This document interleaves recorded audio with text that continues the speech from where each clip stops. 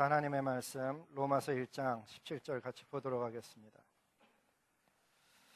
같이 읽습니다. 시작. 복음에는 하나님의 의가 나타나서 믿음으로 믿음에 이르게 하나니 기록된 바 오직 의인은 믿음으로 말미암아 살리라 함과 같으니라. 아멘. 이번 토요일이 새벽기도 함께 모이는 날입니다. 우리 앉기 전에 인사하는데 새벽에 봤으면 좋겠습니다. 인사하고 앉았으면 좋겠습니다. 여러분 새벽에 봤으면 좋겠습니다.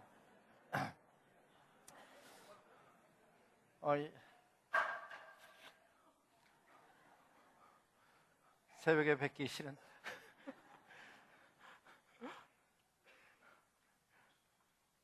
인사하는 모습을 보면 새벽에 뵐지 안 뵐지 알죠? 주님 앞에 캠페인을 하면서 그 캠페인은 지식이 아니고요, 하나님이 변화시키시는 능력입니다. 그 능력은 성령께서 허락하시는 거예요.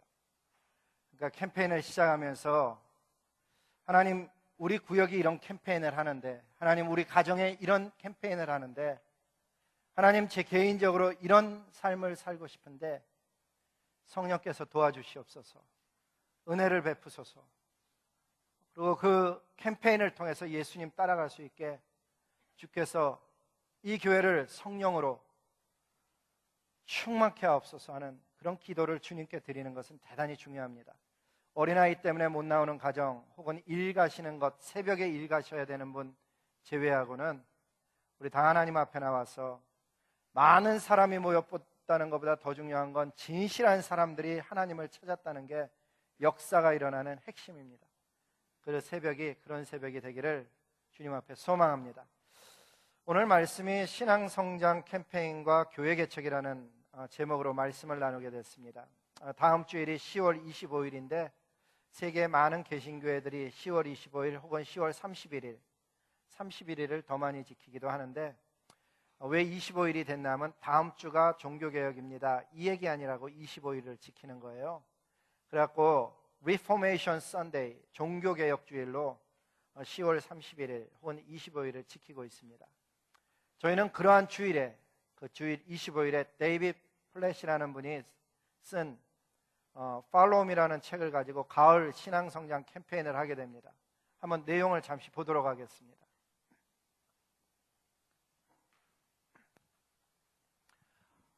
한국어판이 없어서 할 수 없이 영어로만 전달이 됩니다.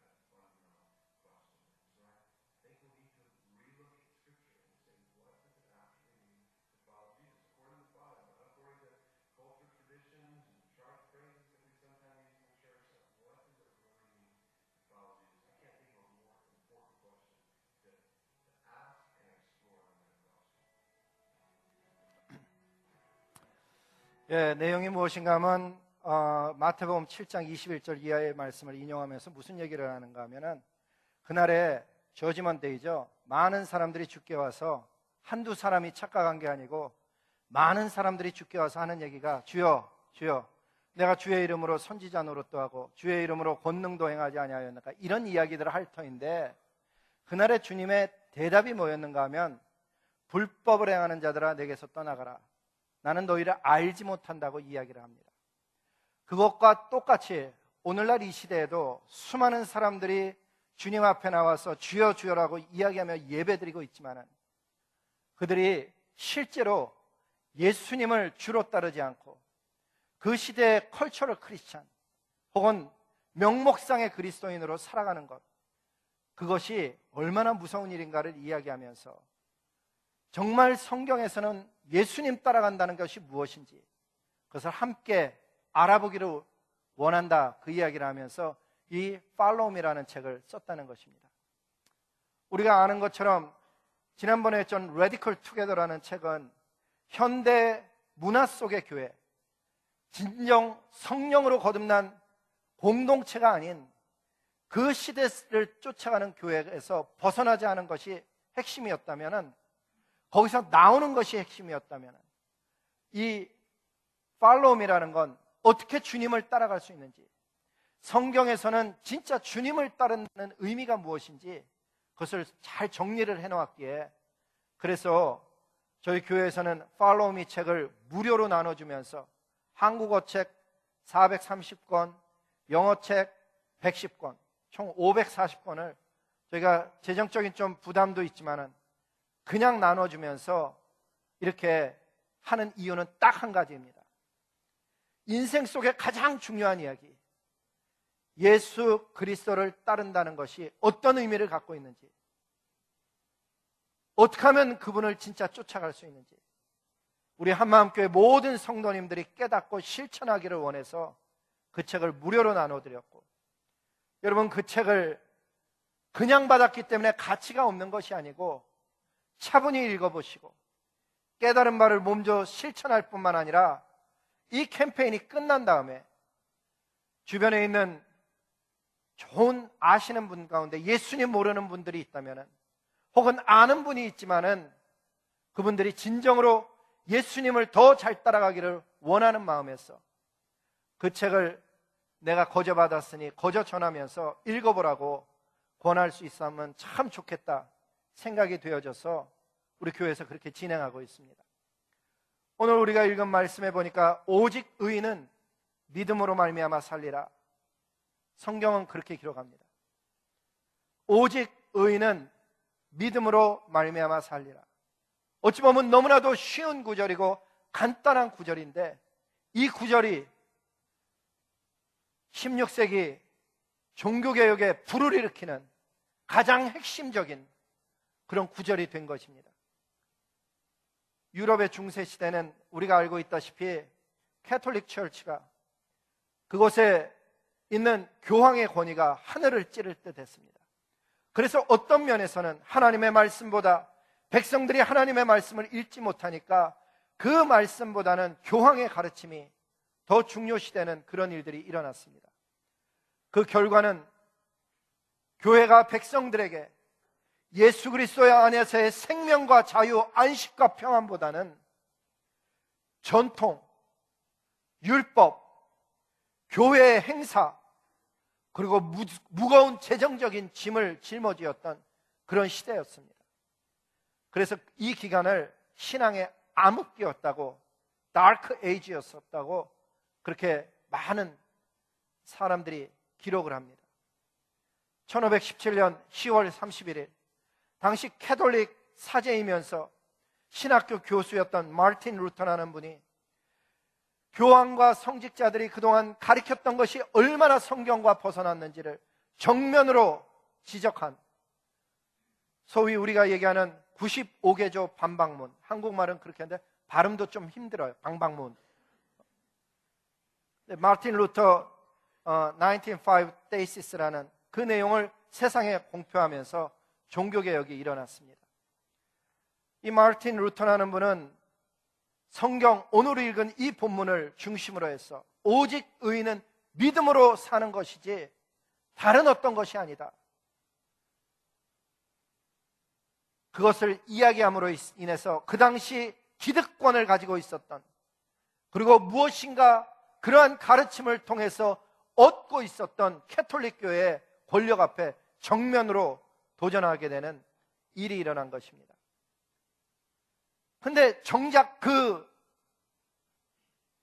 95개조 반박문 읽어본 크리스천들이, 개신교인들이 그렇게 많지 않은 거예요.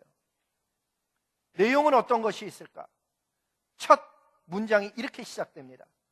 혹시나 한 번도 안 읽어본 분, 한번 잘 관심 있게 보시기 바랍니다. 우리 주 예수 그리스도께서 회개하라 하셨을 때는 이는 믿는 자의 삶 전체가 회개하는, 내면적인 삶은 물론이고 외부적인 삶까지 전체적인 삶이 회개되는 것이, 그것이 맞는 것이다. 그래서 2번은 이렇게 얘기합니다. 그렇기 때문에 사람에게 하는 고해성사나 사죄에 의해서 집도되는 고백과 속죄로 회개가 그것이라고 이해돼서는 안 된다.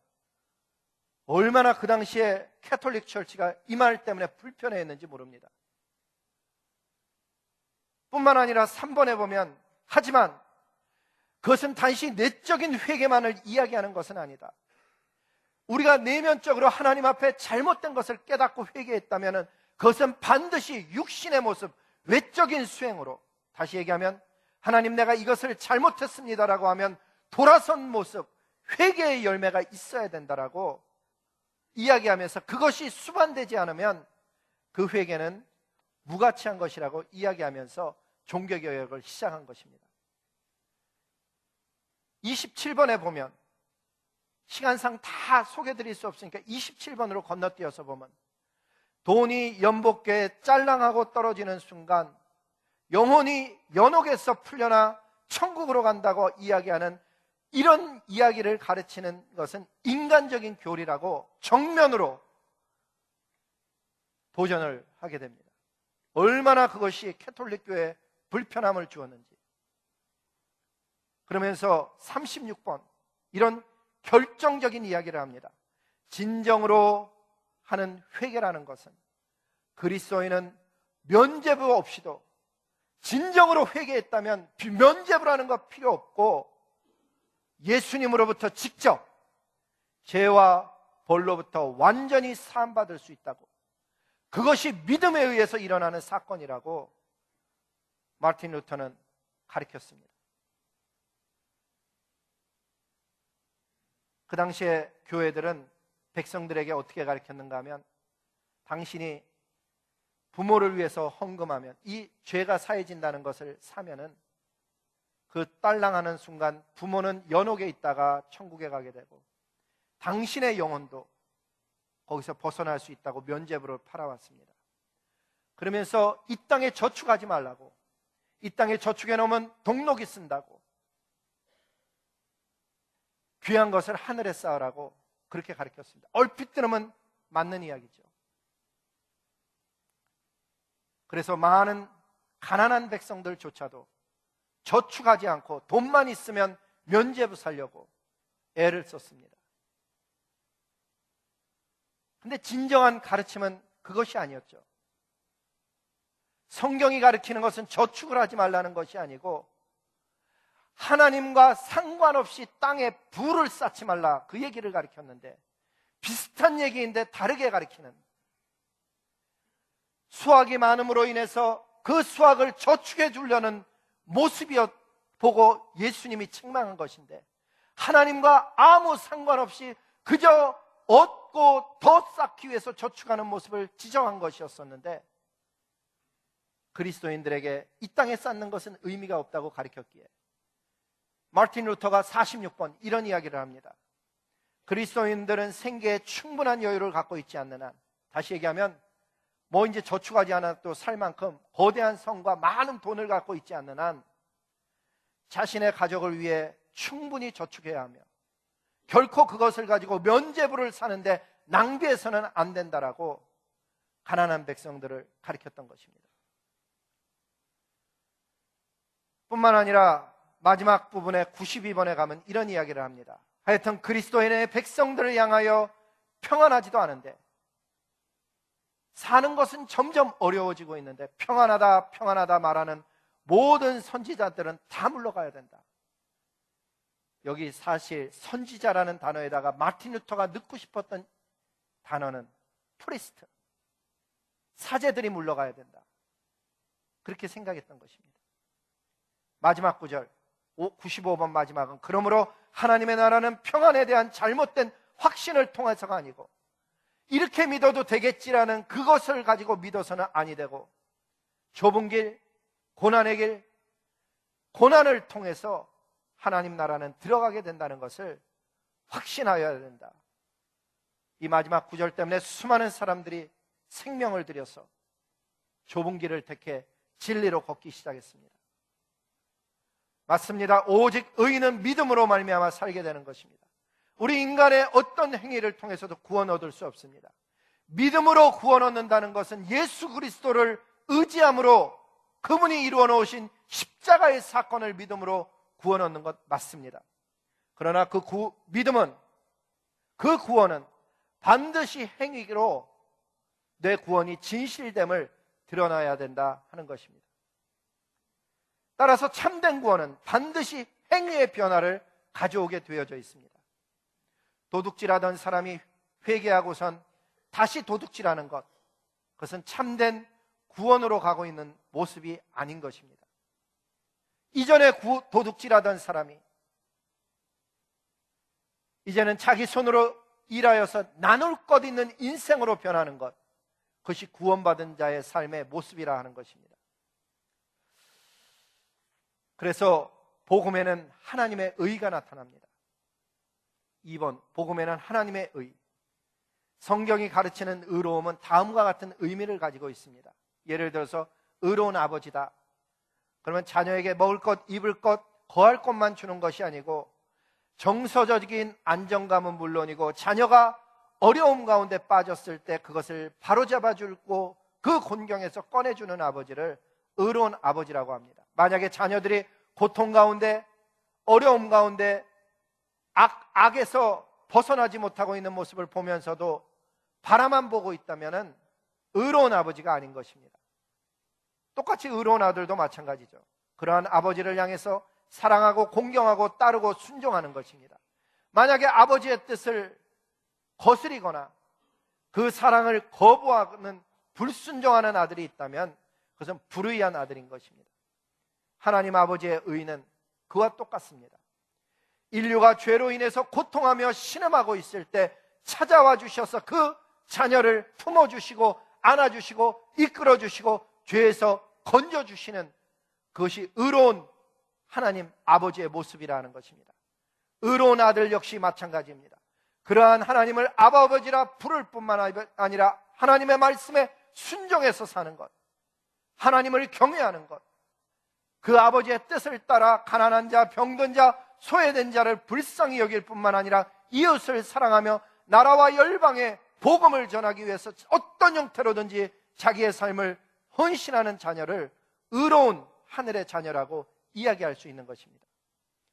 구원을 얻었다는 얘기는 그냥 하늘 가는 티켓을 받은 것이 아니고 이 땅에서 그 구원에 합당한 삶을 살아내는 것을 구원받은 자의 삶이라고 이야기하는 것이 아까 시작할 때 데이비드 플랫 목사님이 얘기했던 바로 그 이야기, 주여 주여 한다고 해서 가는 나라가 아니라는 것을 이야기하고 있다는 사실입니다. 예수 그리스도를 믿는다는 것, 그것은 다음 두 가지를 의미합니다. 첫째는 예수 그리스도에 대한 것을 믿는 것입니다. 예수님은 하나님의 아들이셨다. 그분은 인류의 죄를 용서해 주시기 위해서 온 인류의 죄를 대신 지시고 죽으셨다. 십자가에서 죽으셨을 뿐만 아니라 그분은 정작 죄가 없기에 사망이 예수님을 가두어 놓을 수 없었고 하나님은 그분의 능력으로 죽은 예수를 다시 살리셨다. 살아나신 예수는 제자들에게 보이셨을 뿐만 아니라 하늘나라로 올라가시면서 내가 마지막 날 반드시 다시 오시겠다고 제자들에게 약속하신 것을 믿고 십자가와 부활과 재림을 믿고 살아가는 것, 그것을 예수님 믿는다고 이야기하는 것입니다. 둘째는 그러한 지식을 바탕으로 예수님과 연합된 삶, 예수님과 동행하는 새 생명의 삶을 사는 것이 예수님을 믿는 것입니다. 예수님이 어떤 분이라는 걸 아는 것은 원수 사단도 압니다. 귀신 들린 자도 압니다.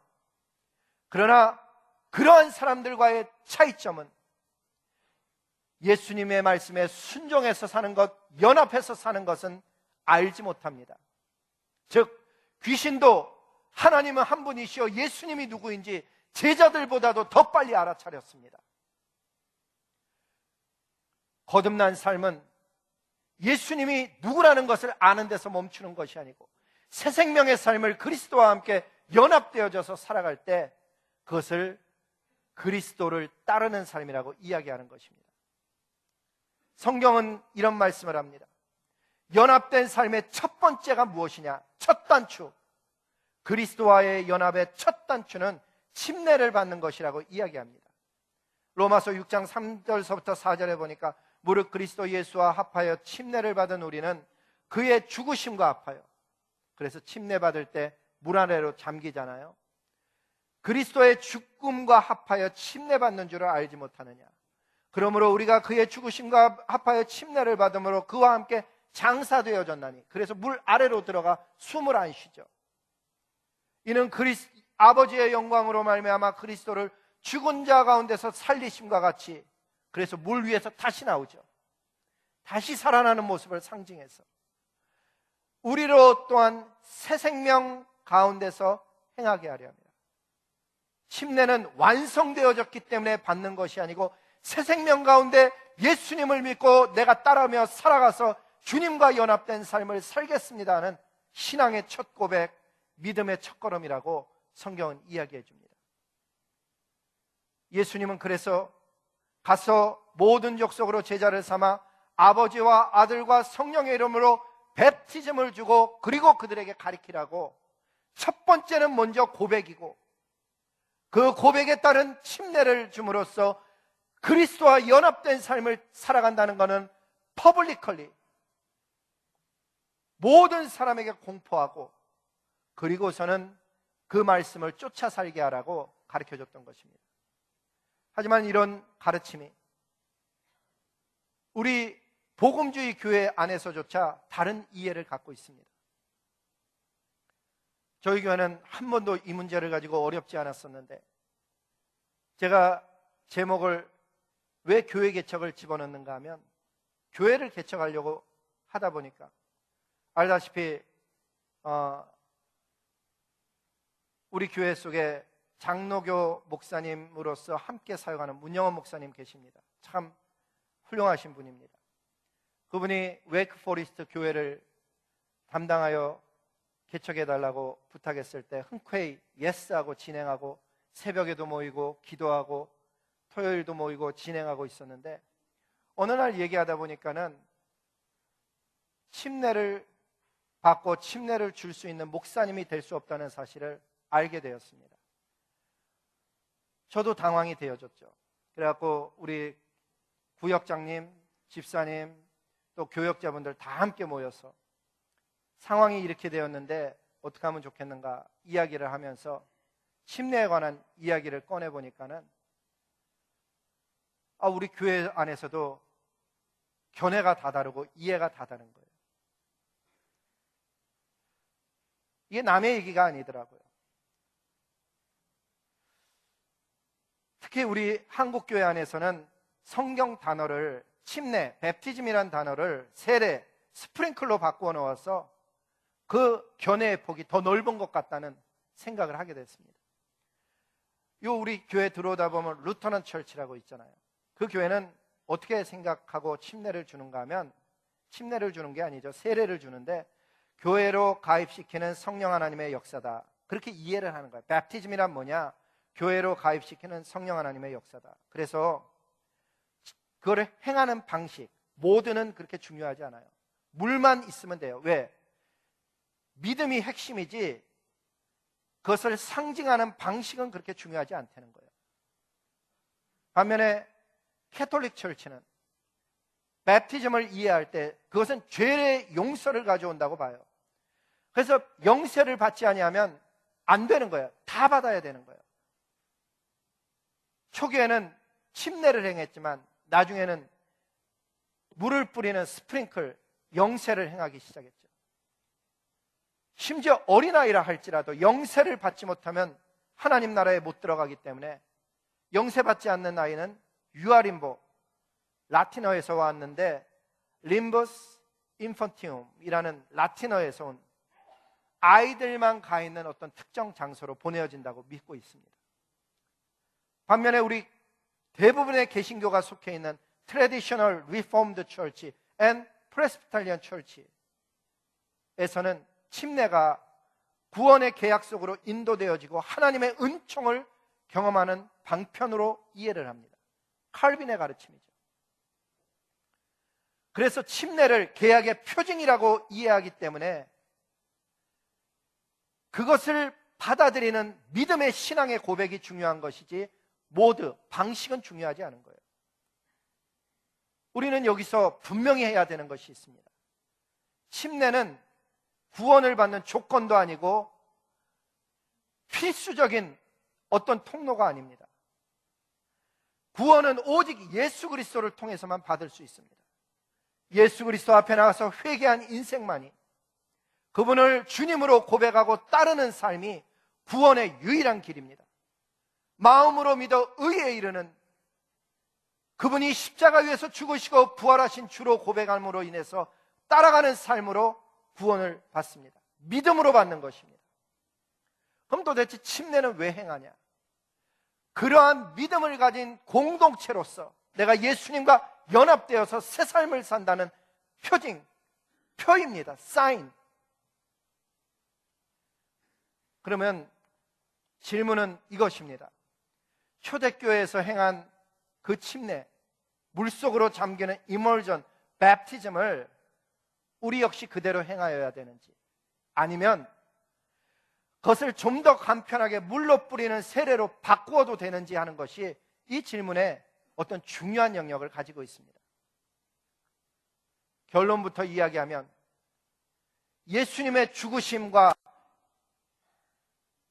그 장사되어지는 것과 새 생명 가운데 연합해서 살아나서 걸어가는 다시금 부활하는 모습을 상징하는 것을 물을 뿌려서는 표현할 수 있는가의 문제로 귀결된다는 것입니다.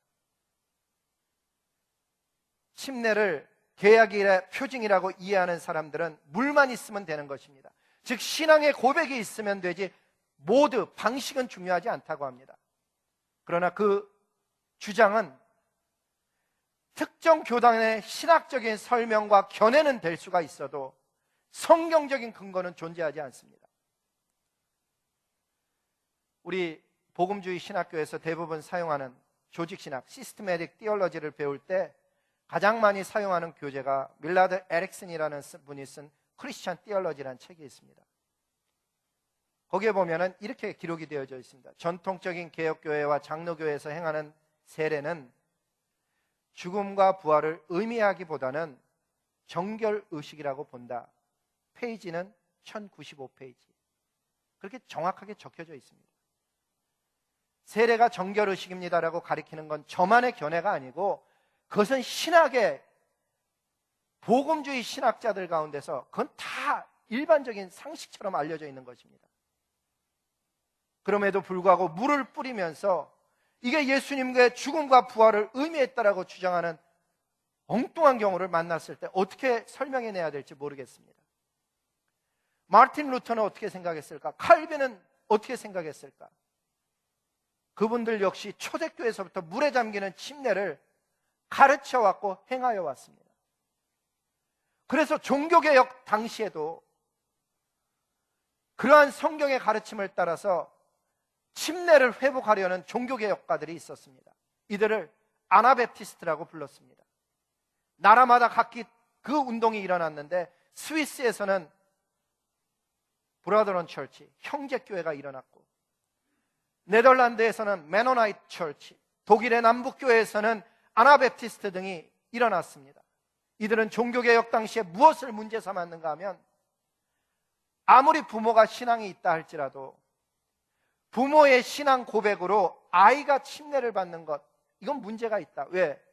침례를 받는 의미가 주의 죽으심과 다시 살아나 연합하는 삶을 의미하는데 어떻게 자기의 신앙 고백이 없이 부모가 믿음 좋다고 아이가 구원을 받을 수 있겠느냐?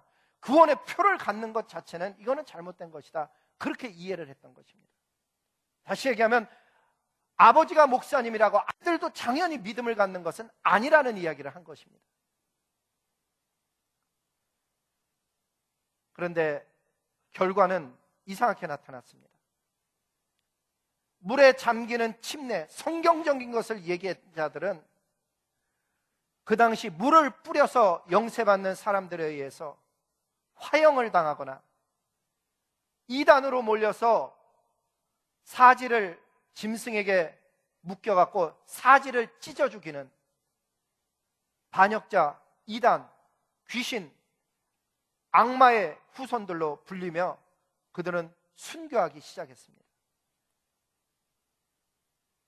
셀 수 없는 수많은 종교 개혁 당시에 죽은 사람들은 다른 이유보다도 수많은 순교자들이 침례와 세례 때문에 나타나기 시작했습니다.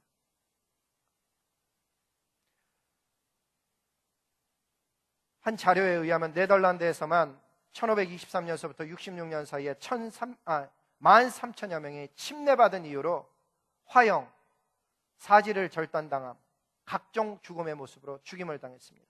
다른 유럽 국가에서는 침례받은 사람들을 이단 혹은 악마와 연관되었다고 해서 죽을 때 숫자를 아예 기록하지 않았습니다. 오늘날 저와 여러분이 이야기하고 받고 있는 침례는 그러한 순교의 피의 대가로 얻어진 것입니다. 침례를 받고 안 받고는 어찌 보면 대단히 작은 일입니다. 하지만 예수님께서 너희는 가서 모든 족속으로 제자를 삼아 아버지와 아들과 성령의 이름으로 베프티즘을 주라 하셨기에 그것에 순종하여서 베프티즘을 주는 것은 어찌 보면 결코 작은 일이 아닙니다. 그런데 그 일이 우리 교회 안에 들어오니까 이해가 다르니까 이게 아주 이상하게 어렵더라고요. 제가 말씀 전하면서 열이 나서 그런지 이 안에 실내 온도가 굉장히 높은 것 같은데 못 느끼는 분들 많은 것 같은데,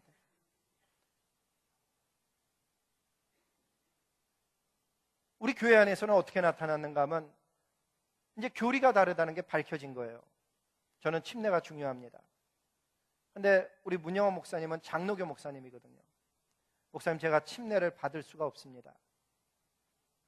저는 그러한 일에 대해서 장로교 목사님으로서 하는 것, 소신이 있을 뿐만 아니라 하나님 앞에서의 양심의 자유를 가지고 서 있는 모습이 참 존경스럽기도 하고 훌륭하다고 생각했습니다. 그러나 그렇게 존경스럽고 훌륭한 것과 달리 그렇다고 해서 침례 교회에서의 담임 목사님이 될 수는 없는 그런 상황이 되어진 것입니다. 그래서 결과가 어떻게 되어졌는가 하면 하나님의 교회를 개척하자. 얼마나 아름다운 이야기입니까? 우리 교회가 이제 성장은 그만두고 이 지역에 한인 예배가 없는 지역에 가서 교회를 개척하자 그랬었는데 그것 때문에 개척은커녕 나뉘게 생긴 것입니다. 지금까지 사역 너무 훌륭하게 해오신 분이 이 교회 안에 피해를 주는 것이 싫어서, 하나님의 교회가 아파지는 것이 싫어서 그분이 뒤로 물러섰습니다. 그래서 기도하기 시작했습니다. 하나님, 이 일을 어떻게 해야 됩니까? 그게 지난 월요일의 이야기입니다. 월요일 날 하나님 앞에 나와서 엎드려 기도하면서, 하나님, 교회를 개척하는 아름다운 일 앞에 교리가 다르다는 것 때문에 갈라지고 헤어지고 분열되는 이 모습이 하나님 보시기에도 어글리한 모습이지만 우리 인간이 보기에도 너무 어리석어 보이는데 어떻게 이것을 넘어갈 수 있습니까? 하나님 앞에 기도했어요. 그렇다고 교리를 컴프로마이즈 할 수도 없고, 그렇다고 갈라서는 모습은 이게 얼마나 어리석고, 교리는 교회를 든든히 세우기 위해서 있었는데 교회가 세워지려 그러니 교리가 장애가 되어져서 오히려 힘든 이 모습을 하나님 도대체 어떻게 해야지 넘어갈 수 있습니까? 하나님 앞에 기도했어요. 그랬을 때 하나님께서 제 마음속에 주셨던 몇 가지 생각이 있었어요. 그래서 그걸 정리를 했어요. 내용은 이런 거예요. 구원은 예수 그리스도로 받는 건 맞습니다. 그 구원을 표시하는, 쌓이는 침례, 세례, 영세가 있는데 각 교단마다 이게 성도님들의 차원에서는 별로 이것을 가지고 문제가 되어지지 않습니다. 복음주의 안에서는 예수 그리스도를 주로 따르는 모든 사람들은 구원받은 것은 분명합니다. 그러나 그 구원을 표하는, 구원의 표라고 얘기하는 영어 성경에 보면 사인이라고 이야기하는 그 구원의 표를 어떻게 해석해내느냐? 그거를 구원 받는 표라고 이야기하면은 교리적으로 틀려지는 거죠. 구원은 예수 그리스도로만 받으니까. 그렇다면 그 구원의 표라는 것을 어떻게 이해해야 되느냐?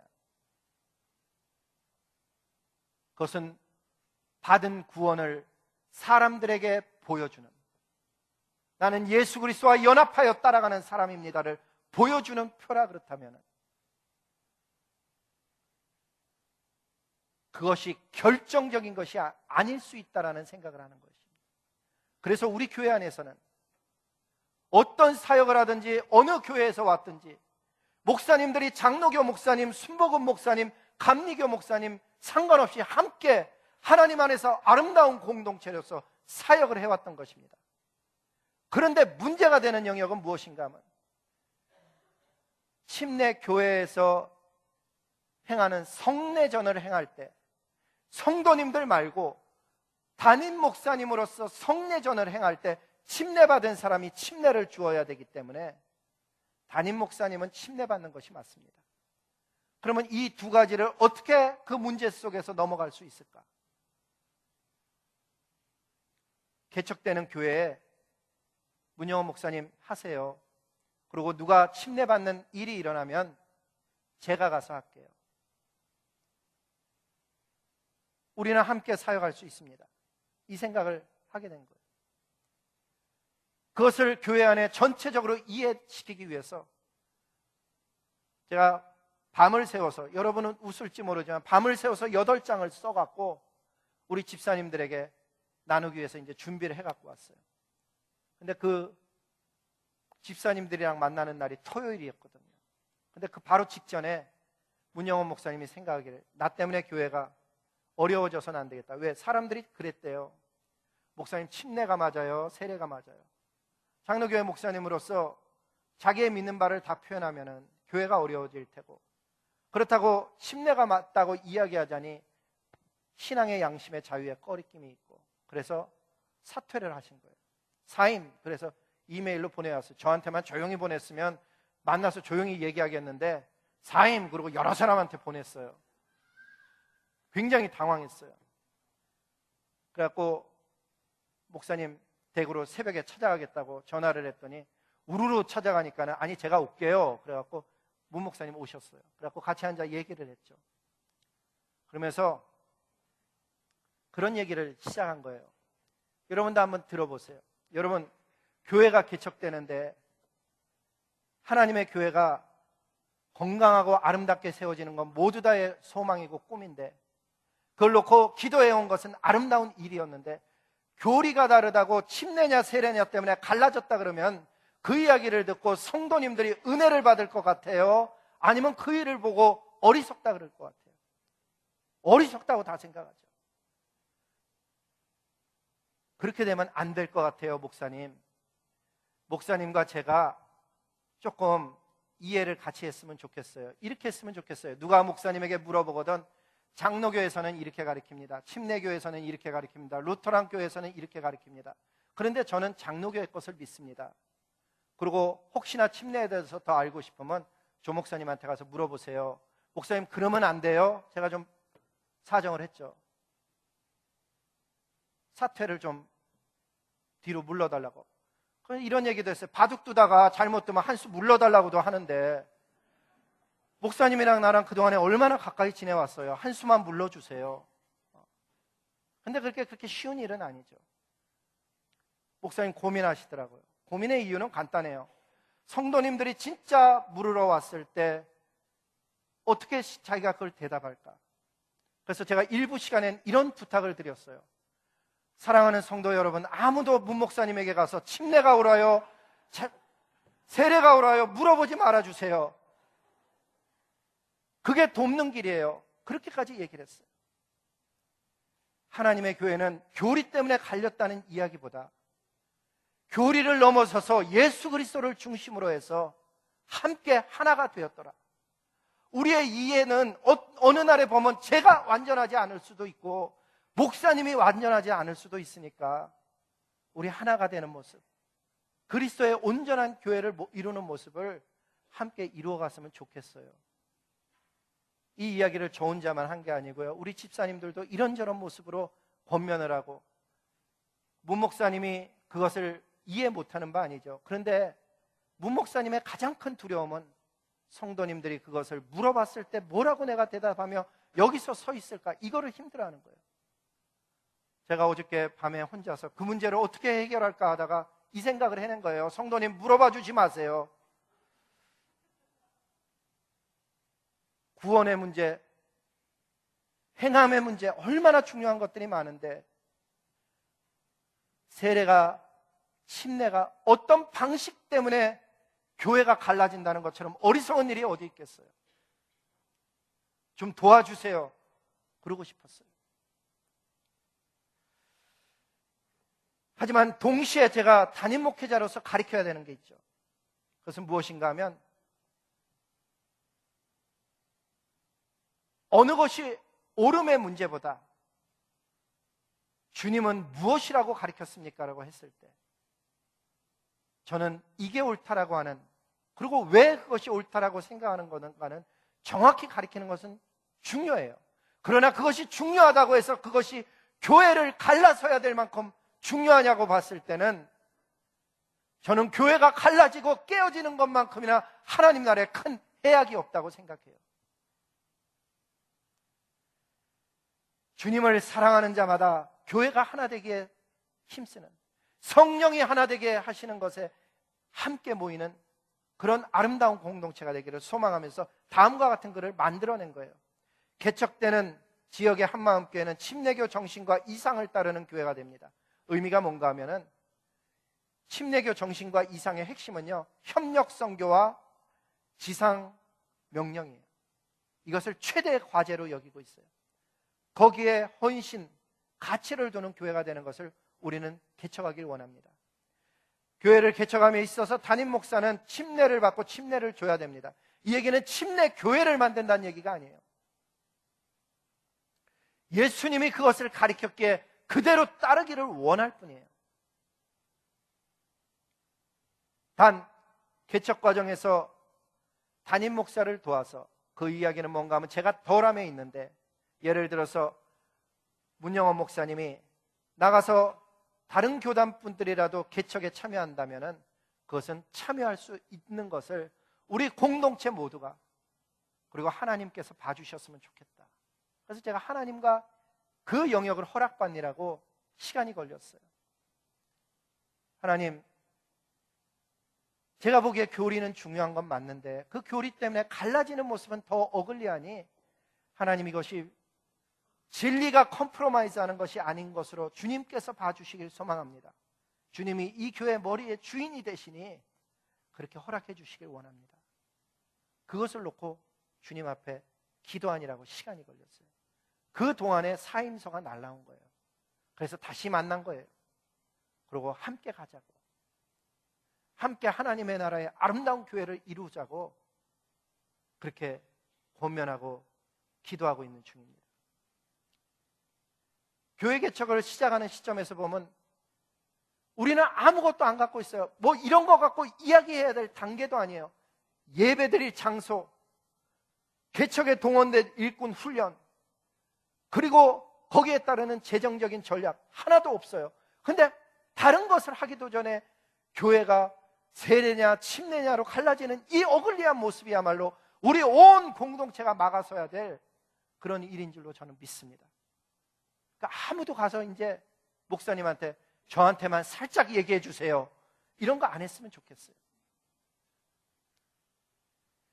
예배가 없는 곳에 한인 예배가 없어서 멀리까지 다니시는 분들을 위해서 한인 예배가 있게 하고, 교회가 없는 곳에 교회를 개척하여서 처음에는 한인을 중심으로 모이지만 시간이 지나고 자라남에 따라서 열방과 다른 민족을 품는 아름답고 건강한 교회를 주님 앞에 허락해달라고 엎드려 기도하며 나아갈 수 있다면 그것은 아름다운 일이 될 수 있겠다.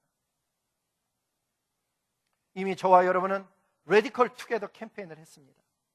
그것은 그 시대의 현상, 그 시대의 문화 속에 있는 교회에서 나와서 성경에서 가리키는 교회를 따라가자고 나왔다면 Follow Me 캠페인은 나온 데서 멈추는 것이 아니고 예수님만 쫓아가다고 우리 모두가 다짐하는, 그것 때문에 내 인생이 변하고 내 가치가 변하고 내가 걸어가는 그 인생의 모든 목표들까지도 변하는 그런 일들이 일어나기를 이 캠페인을 앞두고 소원하는 것입니다. 그 과정 속에 참으로 이런 찬송을 부르면서 마치려고 하는 것입니다. 오늘 십자가 군병들아 주님 위에 일어나 기들고 앞서 나가 굳세게 싸워라. 근데 이 싸움은 외부적인 싸움이 될 수도 있겠지만 내 안에 있는 신학의 문제들, 교리의 문제들, 예수 그리스도의 공동체가 하나 되기 위해서 연합할 수 있는지, 그런 것을 잘 넘어갈 수 있기를 소망하고, 복음의 갑주 있고 늘 기도하면서 우리 오늘 찬양대가 찬양했듯이 전신갑주 있고 하나님 따르는 아름다운 공동체가 되어서 너 맡은 자리에서 충성을 다하라는 이 고백의 찬양이 옛날에 1850년대에만 불려진 찬양이 아니고 오늘 이 시대 속에서 교회가 살아나고 교회가 갈라지고 나뉘어지는 모습이 아니고 하나가 되고 연합되는 아름다움으로 나가기 위해서 모두가 다 헌신하고 기도하며 연합되는 그런 아름다운 공동체로 나아가길 소원하면서 오늘 이 예배를 마칩니다. 기도하시겠습니다. 거룩하신 아버지 하나님, 참으로 감사합니다. 이 아름다운 공동체에서 사역해 하심이 감사하고, 이 아름다운 공동체가 어찌하면 하나님을 잘 쫓을 수 있을까, 이런저런 모습으로 애를 쓰게 하시니 주님 감사를 드립니다. 이제 Follow Me 캠페인을 다음 주서부터 시작하게 되는데 성령께서 이 공동체 속에 입기운을 허락하여 주시고 말씀을 허락하여 주셔서 새벽부터 나와서 엎드리게 하시고, 그 토요일 날의 새벽의 열기가 이제 4주간을 지나면서 하늘의 영광, 하나님의 주권, 예수님을 따라간 좁은 길로 들어섬에 대해서 깨닫는 아름답고 복된 하늘의 복음을 깨닫는 기간들이 될 수 있도록 은혜 허락하여 주시옵소서. 그 과정 중에 교회를 개척을 위해 이런저런 모임이 진행되고 회의가 진행될 때마다 교회를 하나 되게 하시고 교회를 아름답게 성령으로 이끌어 나가시는 그 예수님을 바라볼 수 있도록 이 공동체 속에 은혜를 허락하여 주시옵소서. 만왕의 왕이 되시고 이 교회의 머리가 되신 예수 그리스도의 이름으로 감사하며 복을 빌며 기도드렸습니다. 아멘.